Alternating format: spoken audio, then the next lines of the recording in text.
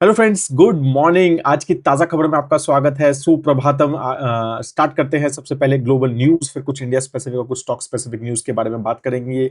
अब result season शुरू हो गया है, राइट? तो अब रिजल्ट्स मेरे को लगता है कि next 1 month lot of stock specific news will be there in our morning news. Global news के बारे में शुरू करते हैं। पहले तो अच्छा दिन रहा ग्लोबली मार्केट्स का। S&P 500 ऑलमोस्ट 1% से ज्यादा, नैस्डैक 100 ऑलमोस्ट 2% प्लस रहा कल।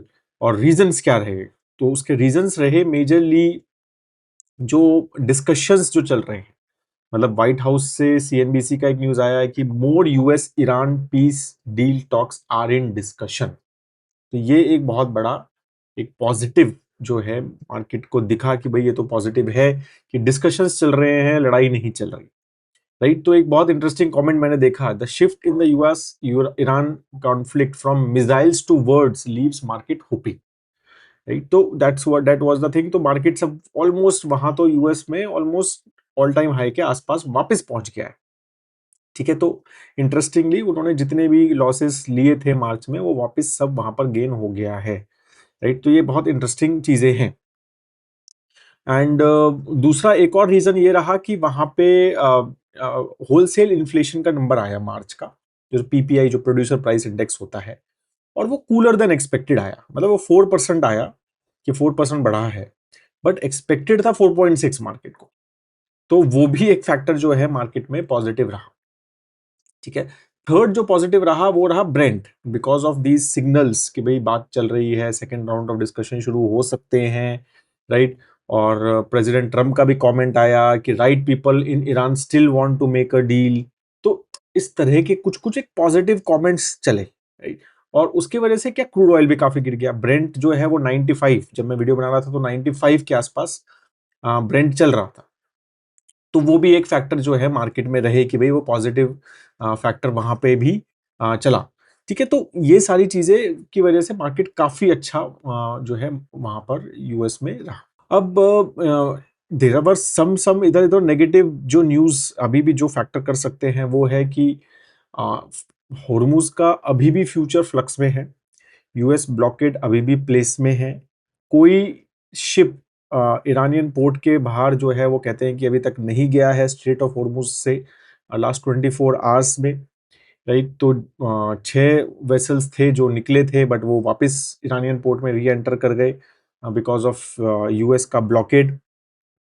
ठीक है, तो ये सारी चीजें भी यहाँ पर चल रही हैं। ऐसा चल रहा है कि यूरोपियन कंट्रीज या नाटो जो है वो they will also send mine clearing and military vessels to strait of Hormuz, right? तो वो भी चीजें वहां पर चलती हुई नजर आ रही हैं। तो इसलिए अभी तक ये क्लैरिटी फुल नहीं है कि चल मतलब स्ट्रेट ऑफ होर्मुज में क्या चल रहा है और उसका फ्यूचर क्या है, और उसके बेसिस पे markets can again go negative अगर वहां पर कुछ नेगेटिव चीजें दिखी, राइट? या ईरान का कुछ अगर और कुछ मिसाइल अटैक वगैरह इधर उधर कुछ हुआ बाई चांस, अगर ऐसा भगवान ना करे। बट ये सारी चीजें भी फैक्टर्स जो है ये हमें समझनी चाहिए। उसके बाद US ने एक टेम्परेरी ईरान ऑयल में सैंक्शन का रिलीफ लगाया था, आपको पता ही होगा लास्ट मंथ, राइट? तो उसके ऊपर डिस्कशन भी हुए थे। इंडिया ने आई थिंक कुछ 7 इयर्स में पहली बार ईरान से ऑयल इंपोर्ट भी किया था ऑफिशियली। ठीक है, तो लेकिन अभी जो है ये टेम्परेरी वेवर शायद वो रिन्यू नहीं करेंगे as per the US treasury department. ठीक है, तो ये चीज जो है ये भी मतलब उनका मैक्सिमम प्रेशर टैक्टिक्स है, that's what they are saying to, मतलब उनको ये जो नेगोशिएशन स्टॉल हुई है इसको रिन्यू करने के लिए। तो ये भी एक अगेन एज आई सेड कि there are few things which are still happening behind the scene which can still escalate. तो हमें ना इतना खुश नहीं होना चाहिए कि चलो भाई बातें कर रहे हैं, हो गया हो गया हो गया। तो मतलब हाँ, ये है कि ऑफ रैंप दिख रहा है, मतलब एक बात करने की उम्मीद और बात करने की दोनों की तरफ से कोशिश तो नजर आ रही है, और इसलिए थोड़ा मार्केट वो उस इसमें पॉजिटिव है। क्रूड ऑयल प्राइसेस भी अब $100 कम हुए हैं वापस। तो ये सारे फैक्टर्स जो हैं ये प्ले आउट करते रहेंगे, और ये वोलेटिलिटी आई थिंक हमें अभी कुछ दिन और डेफिनेटली रहेगी, जब तक ये क्लियर पीस प्लान और क्लियर एक डील और एकदम हाथ मिल जाए, जब तक हमें ये क्लैरिटी यहाँ पर नहीं आएगी। अमेजॉन ने एक बड़ा एक्विजिशन किया ग्लोबल स्टार का, ऑलमोस्ट $11.57 बिलियन की डील जो है वो 1 लाख करोड़ से भी ऊपर की डील, मतलब आप मान सकते हैं वो की है। और ये बेसिकली स्टारलिंक का राइवल बनाने की कोशिश जो है वो किया है। जो एलॉन मस्क का स्टारलिंक है, जो सैटेलाइट इंटरनेट देता है, इंडिया में भी शायद लॉन्च होने वाला है वो। तो उसका एक मतलब कोशिश कर रहे हैं कि वो एक राइवल बनाने की कोशिश कर रहे हैं। वो अभी उसका मोनोपोली है ऑलमोस्ट। ठीक है, तो अमेज़न का भाई चल रहा है कि भाई 3200 satellites they will put buy 2029। ठीक है, तो उसमें से एक स्टेप जो है by Starlink they have basically done. अच्छा, कल एक इंटरेस्टिंग चीज ये हुई कि कल prime minister Modi and Donald Trump had a 40 minutes का कॉल। ठीक है, तो मतलब एग्जैक्ट ट्वीट बताता हूं मैं, जो प्राइम मिनिस्टर ने डाला, received a call from my friend. Right, तो कुछ कुछ इंपॉर्टेंट चीजें हैं इसमें। President Donald Trump, we reviewed the substantial progress achieved in our bilateral cooperation with in various sectors. तो वो जो मतलब ट्रेड डील जो यूएस और इंडिया की साइन हो रही है, तो I am assuming that it is towards that we are committed to further strengthen our comprehensive global strategic partnership in all areas. तो अगेन ट्रेड डील के ऊपर शायद कुछ अनाउंसमेंट एक्सपेक्टेड है, ऐसा लगता है। We also discuss the situation in West Asia and stress the importance of keeping the Strait of Hormuz open and secure. तो मतलब जो मेजरली डिस्कशन इट सीम्स हुआ है वो ट्रेड डील पे हुआ है, और कुछ तो वो जो हमारा ग्लोबल कॉम्प्रिहेंसिव जो मतलब फरवरी आई थिंक फर्स्ट वीक में अनाउंस हुआ था कि भाई ट्रेड डील साइन हो जाएगी और हमारे हमारे जो टैरिफ्स है वो कम हो जाएंगे। उसके ऊपर आई एम अज्यूमिंग दैट वो call happened and something may have finalised and we may get a news very soon, ऐसा लगता है। अच्छा, इंडिया ने रशिया का जो ऑयल इंपोर्ट है, राइट, वो ऑलमोस्ट ट्रिपल कर दिया था, मतलब value wise, volume wise almost double. ठीक है, वो ऑयल प्राइसेस बढ़ गए तो वैल्यू वाइज ऑलमोस्ट ट्रिपल हो गया था इन मार्च। ठीक है, तो अब इंडिया जो है वापस यूएस मतलब रशिया का सेकंड बिगेस्ट बायर बन गया है after China. Right, almost 5.8 billion dollar का रशियन हाइड्रोकार्बन जो है इंडिया ने मार्च में बाय किया, as per the European think tank CREA। ठीक है, एंड तो मतलब ऐसा बोला जा रहा है कि मार्च में स्टेट ओन्ड रिफाइनर्स जो हमारे इंडियन ऑयल, BPCL, ये सब है ना, तो इन्होंने 148% ज्यादा इंपोर्ट किया है रशिया से। अगर ये वैल्यू टर्म्स में है तो इसमें वॉल्यूम मतलब आप लगा लो, क्योंकि वैल्यू भी बढ़ी है, मतलब ऑयल प्राइसेस भी बढ़े हैं। राइट, तो क्योंकि एक तो सैंक्शन का रिव्यू मतलब ग्रांट वेवर दे दिया था अमेरिका ने ऑन रशियन ऑयल। राइट, तो जो भी सी पे थे, शिपमेंट थे, तो उनको ले सकते थे, तो वो एक फैक्टर था। राइट, जबकि प्राइवेट रिफाइनर्स ने भी 66% मंथ ऑन मंथ इंक्रीज किया है। राइट, अगर हम मार्च में देखें तो चाइना जो है वो 51% उसने रशियन क्रूड ऑयल एक्सपोर्ट जो पार्ट था वो उसका शेयर था, और इंडिया जो है 38% जो टोटल रशिया का एक्सपोर्ट है वो इंडिया ने लिया है। ठीक है, तो काफी बड़ा हम मतलब शिफ्ट वापस रशियन क्रूड ऑयल की तरफ शिफ्ट मार्च में अच्छा खासा हुए हैं। और उसके चक्कर में ही मतलब हमारे पास एटलीस्ट मतलब इशू ये नहीं रहा कि ऑयल प्राइस, ऑयल कहाँ से आएगा। राइट, ऑयल का इशू नहीं, अब 85% अब इंपोर्ट करते हैं यार हम, और स्ट्रेट ऑफ हॉर्मुज तो ऑलमोस्ट ही क्लोज ही था मार्च में। एक तो उसके चक्कर में मतलब आई थिंक रशियन ऑयल हमें एटलीस्ट प्रॉब्लम नहीं हुई। राइट, हमारे पेट्रोल पंप्स में कुछ लाइन वगैरह नहीं लगी बिकॉज ऑफ दिस। राइट, तो वो that was a very good step from our refiners and government. एक IMF ने इंडिया का ग्रोथ फोरकास्ट बढ़ाया है, ये काफी इंटरेस्टिंग है। Right? अभी तक जितने भी मैंने देखे थे उन्होंने सबने कम किया है because of this Iran and US and Israel war, but इन्होंने बढ़ाया है। तो इन्होंने कहा है कि भाई हम फाइनेंशियल ईयर FY27 में 6.5% GDP ग्रोथ एक्सपेक्ट कर सकते हैं। जनवरी में इन्होंने 6.4 किया था और अक्टूबर में 6.2% ग्रोथ एक्सपेक्ट किया था।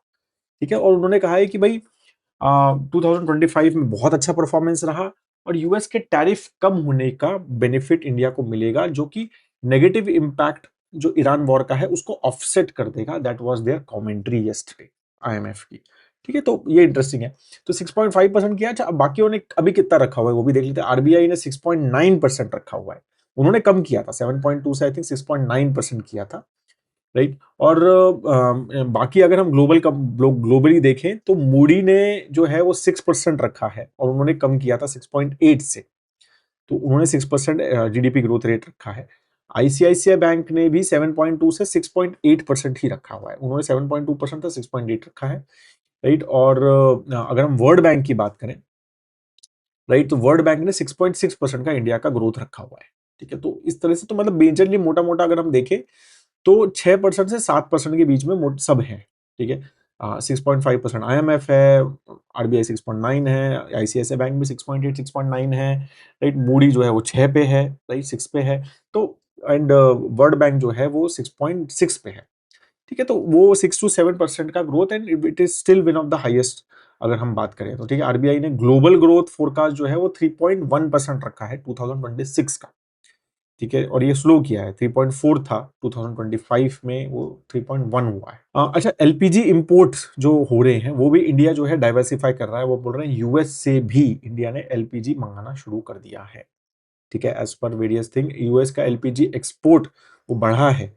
ठीक है, अप्रैल में 2.7 बैरल्स पर डे, जो कि उसमें से 1.8 मिलियन बैरल्स जो है 2.7 का, उसमें रशिया मतलब एशिया जा रहा है एज पर वेरियस एस्टिमेट्स। तो China and India has started buying US LPG as well, because हम बहुत ज्यादा डिपेंडेंट है एलपीजी से फ्रॉम मतलब कतर और ये सब कंट्रीज, स्टेट ऑफ हॉर्मुज पे, और वही सबसे बड़ा इम्पैक्ट हुआ है। और अभी भी एलपीजी इंडस्ट्रियल सेगमेंट में 100% इजीली अवेलेबिलिटी नहीं है, तो इसलिए इंडिया इज नाउ बाइंग। वहां पर टाइम लगता है वहां से आने में, right, but India have started buying जो है LPG from US as well. ठीक है, यूएस इंडिया का ट्यूसडे को कल छुट्टी थी मार्केट की। ट्यूसडे को इन्फ्लेशन नंबर भी आया था, 3.4% इन्फ्लेशन आया था इंडिया का। एंड फरवरी में 3.21 था, थोड़ा बड़ा था। फूड एंड फ्यूल प्राइसेस थोड़े से अपटिक हुए थे, राइट। एंड एक्सपेक्टेड है कि थोड़ा सा और भी बढ़ सकता है because of crude oil prices and everything. अभी तो ये पास ऑन नहीं हुआ है, क्रूड ऑयल के प्राइसेस बढ़े हैं, तो इंडिया ने अभी तक वो प्राइसेस बढ़ा ही नहीं। तो वो बढ़ते हैं तो फिर वहां पर वो उसका इम्पैक्ट ज्यादा भी हो सकता है। बट अभी जो है एक्सपेक्टेड है कि ये 3.8 to 4% हो सकता है, जैसे जैसे आगे चीजें चलेंगी, अगर ये प्राइसेस क्रूड ऑयल के रहे तो। सबसे इंपॉर्टेंट बिगर न्यूज और थोड़ी नेगेटिव न्यूज जो है आज की, वो है ऑन द मॉनसून। तो आईएमडी ने कहा है कि बिलो नॉर्मल मॉनसून एक्सपेक्टेड है 2025 में, राइट। 3 इयर्स में ये पहला एल नीनो इम्पैक्ट रहेगा, and 92% is what the IMD is saying कि नॉर्मल से, मतलब नॉर्मल के अगर हम 100% नॉर्मल है तो 92% ही बारिश होगी बिलो नॉर्मल। ठीक है, तो which can be have major impact. ठीक है, तो अगर हम ये एल नीनो ईयर बोला जा रहा है, और एल नीनो में क्या होता है, बारिश कम होती है, एक इम्पैक्ट होता है जिससे बारिश कम होती है। तो ये अगर हम 2023 में भी एल नीनो इम्पैक्ट था जब 95% मानसून हुआ था। 2015 में बहुत बड़ा इम्पैक्ट था, 87% हुआ था सिर्फ।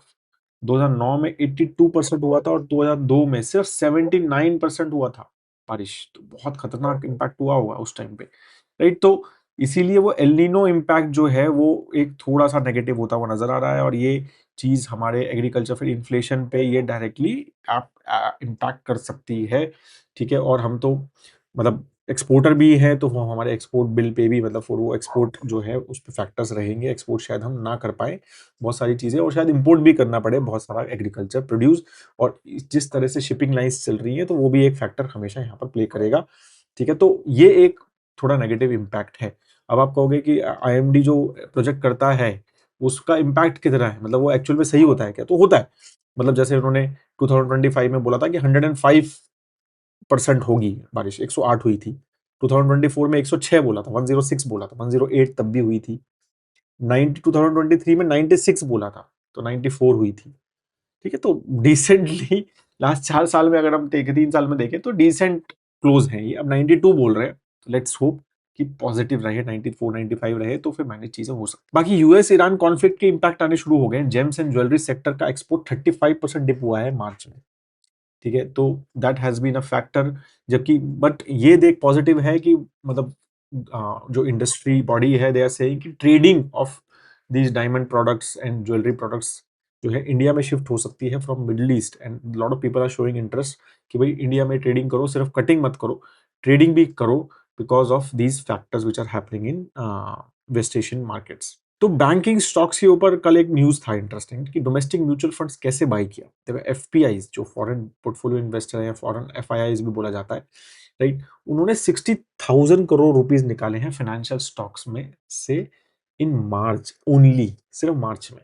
मतलब 1.12 लाख करोड़ मार्च में जो है इक्विटी सेल किया है 1.12 लाख करोड़, मतलब ऑलमोस्ट 10 से 12, मतलब 11-12 बिलियन डॉलर का मान के चलो आप, ठीक है, विच हैज बीन, मतलब एक रिकॉर्ड रहा है हाईएस्ट मंथली आउटफ्लो का, ठीक है। तो उसमें से 60,000 करोड़ सिर्फ बैंक से निकाले, मतलब बैंक से हम फाइनेंशियल स्टॉक से निकाले, तो उसका बाइंग भी जो है वो डोमेस्टिक इंस्टीट्यूशन इन्वेस्टर ने अच्छा खासा किया है। HDFC bank domestic institution investors ने 15,800 करोड़ रुपीस में बाइंग की है, मतलब इतना बाइंग हुआ है। आईसीआईसीआई बैंक में 6,800 करोड़, एसबीआई में 4,800 करोड़, कोटक में 3,800 करोड़, राइट, एक्सिस में 3,600 करोड़ की बाइंग जो है डोमेस्टिक म्यूचुअल फंड इन्वेस्टर्स, मतलब म्यूचुअल फंड्स ने की है। तो they are consistently buying these banking stocks as foreign portfolio investors are sell, ठीक है। तो ये चीजें हमें समझनी है। अच्छा, कल दो रिजल्ट्स भी आए थे, तो उसका शायद मार्केट में थोड़ा इंपैक्ट रहेगा, वो है आईसीआईसीआई प्रू लाइफ का, ठीक है। वो काफी अच्छा रिजल्ट रहा, अगेन एक्सपेक्टेड भी था थोड़ा, बट जितना एक्सपेक्टेड था उससे भी अच्छा रहा, ठीक है। तो प्रॉफिट अगर पैट की बात करें तो 58% बढ़ा है, नेट प्रीमियम इनकम 17% जो है लास्ट ईयर से बढ़ा है, न्यू बिजनेस प्रीमियम जो है 30% बढ़ा है, राइट। तो इस सारी चीजें जो है काफी पॉजिटिव रही। जीएसटी रिफॉर्म की क्लियर टेल विंड थी, राइट, एंड क्योंकि मोर अफोर्डेबल हो गई थी इंश्योरेंस, जीएसटी जीरो कर दिया है इंश्योरेंस के ऊपर गवर्नमेंट ने, राइट, तो उसका एक डेफिनेटली फैक्टर था, राइट। और एयूएम भी बढ़ा, ओवरऑल 3.14 लाख करोड़ का एयूएम जो है आईसीआईसीआई प्रू लाइफ का हो गया है, राइट। सॉल्वेंसी रेशियो भी बहुत कंफर्टेबल है, 150% का रेगुलेटरी लिमिट है, लेकिन इनका 227% है, राइट। तो उसके चक्कर में मतलब काफी अच्छा रिजल्ट ओवरऑल रहा, कुछ मेजर नेगेटिव मुझे तो, जितना मैंने पढ़ा तो मुझे कुछ नेगेटिव तो नहीं दिखा। आईसीआईसीआई प्रू एएमसी का भी रिजल्ट आया जो रिसेंटली लिस्टेड हुई थी, राइट, और रेवेन्यू उनका 19% बढ़ा है, प्रॉफिट 10% अगर हम ईयर ऑन ईयर की बात करें, राइट, और ऑपरेटिंग प्रॉफिट जो है ऑलमोस्ट 30% बढ़ा है। अगर हम एयूएम बढ़े ओवरऑल तो लास्ट ईयर इस टाइम पे 8.8 31 मार्च को 8.8 लाख करोड़ रुपीस का एयूएम था, अब 11 लाख करोड़ का हो गया, 25% का AUM growth, 11 lakh crore is very good number, right. 25% का एयूएम ग्रोथ हुआ है ICICI Pru mutual fund, right. तो वो चीज काफी पॉजिटिव रही। फुल ईयर परफॉर्मेंस की अगर हम बात करें FY26 की भी, तो 24% का प्रॉफिट ग्रोथ जो है कंपनी ने दिखाया है, ठीक है। तो काफी पॉजिटिव अगेन चीजें रही। ओनली नेगेटिव जो रहा, Q on Q net profit drop हुआ, नेट प्रॉफिट ड्रॉप हुआ 17% से, ठीक है। Q3 में प्रॉफिट जो था 917 करोड़ का था, अभी 763 करोड़ का, आपका क्यों हुआ? तो majorly mark to market losses हुए ट्रेजरी इनकम पे, राइट। तो जो उनका ट्रेजरी जो इन्होंने इन्वेस्ट किया हुआ है अपना पैसा, राइट, वो इक्विटी मार्केट्स के चक्कर में, या सॉफ्टन बोल्ड बॉन्ड यील्ड भी, राइट, जो बॉन्ड्स में भी पैसा डाला हुआ था, राइट, तो वो भी मार्च में हमने देखा कि बॉन्ड्स भी नेगेटिव रहे, तो उसके चक्कर में मार्क टू मार्केट लॉसेस जो है कंपनी को हुए, और वहां पे मेजर लॉस जो है कंपनी ने फेस करना पड़ा। तो ये दो रिजल्ट्स मेजरली रहे। बाकी I am sure Jyoti CNC का आप स्टॉक्स वगैरह देख रहे हैं, इसका इम्पैक्ट हमने मंडे को भी देखा, ट्यूसडे को भी देखा, राइट। तो 16% टैंक हुआ था ओवरऑल ज्योति सीएनसी, जो उनका आर्म है, मतलब फ्रेंच आर्म हुडोन, वो वहाँ पे फ्रेंच अथॉरिटीज जो है एलिज वायलेशन यूरोपियन यूनियन के एक्सपोर्ट कंट्रोल लॉस के ऊपर कर रहे हैं, कि ऐसा बोल रहे हैं कि भाई जो उनकी मशीन्स हैं वो डुअल यूज कर रहे हैं, सिविलियन पर्पस के लिए भी, मिलिट्री पर्पस के लिए भी, which is not allowed in Europe, कि भाई एक ही चीज वो होनी चाहिए, राइट। और उसके चक्कर में उनके कुछ बैंक अकाउंट्स भी सील हुए हैं। तो ऑलमोस्ट 15% का बिजनेस आता है इनका हुडोन से, एज पर द कंपनीज वो बिजनेस एज यूजुअल चल रहा है, एज सच करंटली बिजनेस पे कोई इम्पैक्ट नहीं है, but they are saying that it is, we are going to fight this in the court of law, तो लेट्स सी। बाकी जीएआई गेल का भी एक इंटरेस्टिंग न्यूज था कि 3,800 crore rupees they are going to invest to set up 700 megawatt solar projects in UP and Maharashtra, ठीक है। 550 megawatt का एक project battery energy storage system और 600 सोलर प्रोजेक्ट सेटअप कर रहे हैं झांसी में, ठीक है। एंड ताकि उनका जो पेट्रोकेमिकल प्लांट है उसको, उसका एक कैप्टिव पावर बना सके, और वो 100 मेगावाट सोलर पावर प्रोजेक्ट जो है वो सेटअप कर रहे हैं छत्रपति संभाजी महाराज नगर में, संभाजी नगर में भी, to cater to PDH PP plant उनका जो है रायगढ़ में। तो मतलब कहने को गेल तो एक गैस की हमारी अथॉरिटी है, राइट, गैस की कंपनी है जो गैस मैनेज करती है, वो भी सोलर में जा रहे हैं।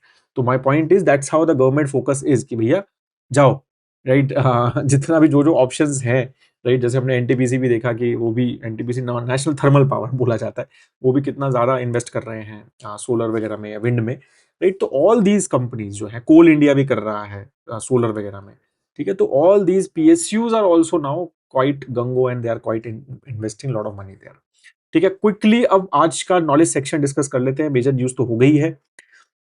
तो ये है, तो मेजरली भाई वॉर चेस्ट की बात कर रहे हैं।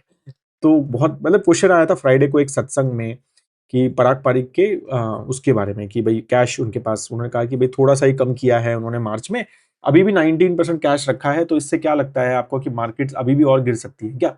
तो my analogy for that was कि भाई देखो बर्कशायर का देखो, बर्कशायर के पास करंटली $373 बिलियन का कैश है। $373 बिलियन। उनके पास स्टॉक्स कितने के, आपको कहोगे कितने के स्टॉक्स हैं सर?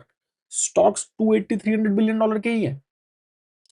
$300 बिलियन का स्टॉक है, उससे ज्यादा $373 बिलियन के उनके पास कैश है, ठीक है। तो आप समझ सकते हैं 50-60% कैश पे बैठे हैं, उससे भी ज्यादा। एंड तो इससे क्या पता चलता है, इस हिसाब से तो यूएस मार्केट में पैसा डालना ही नहीं चाहिए, बिल्कुल भी नहीं डालना चाहिए। मतलब वैल्यूएशन आर क्रेजी। और ये चार्ट अगर आप देख पा रहे हैं, आप अगर सुन नहीं रहे हैं, चार्ट देख पा रहे हैं, तो आप यहाँ देख सकते हैं कि ये 2021-22 में ये कैश जो था वो $100 बिलियन पे था, ये था। मतलब ऐसा नहीं है कैश इनके पास रहा नहीं है, इनके पास कैश तो 2002-2003 से ही $50-70 बिलियन से रहा है। लेकिन अब जो है वो एकदम से स्ट्रॉन्ग ग्रोथ जो है लास्ट अगर हम देखेंगे 1.5-2 साल में हुई है, और यहाँ पर आपको उस चार्ट पे दिख रहा है, ठीक है। तो ये मतलब मैं वही कह रहा हूँ कि these are different strategies to invest, right. This is right wrong, ये सब अलग अलग चीजें हैं, ठीक है। अब ये आप एक साल में देखो कि बर्कशायर का स्टॉक बहुत अच्छा नहीं किया है as compare to the markets, right. 2 साल में भी इतना अच्छा नहीं किया है। तो मैं again, he will be proven right most probably, yes, right. But again ये इस तरह का पेशेंस और इस तरह का एलोकेशंस का प्लान, या तो फिर हम ट्रस्ट करो, मतलब आपको अगर लगता है कि भाई दे आर डूइंग वेल, तो मैं यही कह रहा हूँ this should be part of one thing, right. आपको ये थॉट होना चाहिए कि यार ठीक है, बर्कशायर कुछ सोच रहा है, उसका एक थॉट है, राइट। और मेरा उस हिसाब से मैं एक पर्टिकुलर एलोकेशन इसमें लेता हूँ क्या, बट 100% मैं बर्कशायर की स्ट्रेटेजी फॉलो करूँ, वो भी मुझे लगता है कि वो भी हमारे हमारे लिए वो कॉम्प्लिकेटेड होगी, वो कन्विक्शन, वो समझना, वो 50-60% कैश रखना, राइट। और फिर उसको मैनेज करना। मतलब मैं वही कह रहा हूँ कि वो 2 साल से मैनेज कर रहे हैं अच्छा खासा कैश लेके, वो अच्छा नहीं कर रहे हैं मार्केट, बट वो पेशेंस उनके पास है, हमारे पास है क्या, ठीक है। या तो फिर हम इस तरह से कि भाई ठीक है वो फंड मैनेजर है, I like him and I am just investing with that person, right, and let him manage it, right. मैं उसमें ये सोचूं कि नहीं नहीं वो अगर कैश मैनेज कर रहा है तो मुझे भी कैश करना चाहिए, I think that is not the right way to look at things, ठीक है। तो that is how you should plan. तो अगर उस हिसाब से, मैं वही कह रहा हूँ, उस हिसाब से देखना चाहिए, तो यूएस मार्केट में डालना ही नहीं चाहिए, इन्वेस्टिंग नहीं करनी चाहिए as per the Warren Buffett thought process. That is all I have, ठीक है। ये इंटरेस्टिंग, मेरे को बहुत अच्छा चार्ट मिला था, मेरे को लगा कि I think I should share that with you. If you still have any question please do right in the comment section. Have a great time है दोस्तों, जय हिंद।